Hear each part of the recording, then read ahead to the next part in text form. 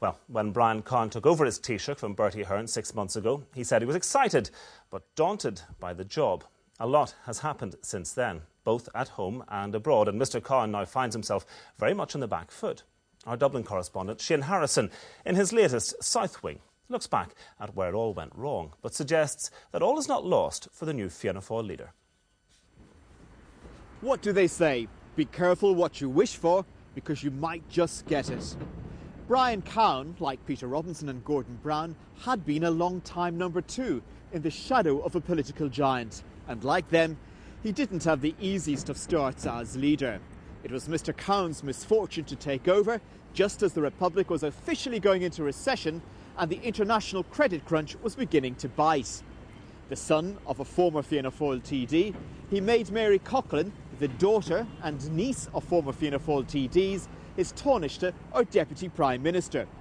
He also appointed as his Finance Minister Brian Lenihan, the son, grandson, nephew and brother of former Fianna Fáil TDs and ministers.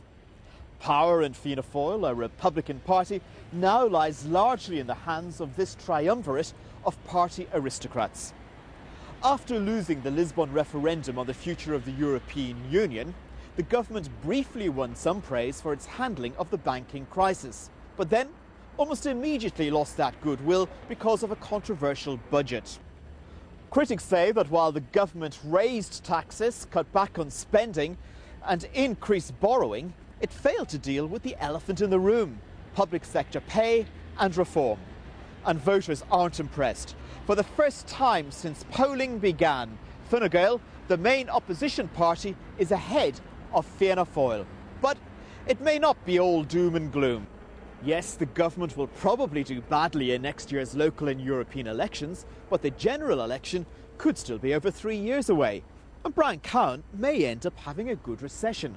Look at Gordon Brown at the moment. But in the meantime, it's ordinary people and voters who will suffer as the economic downturn takes its toll.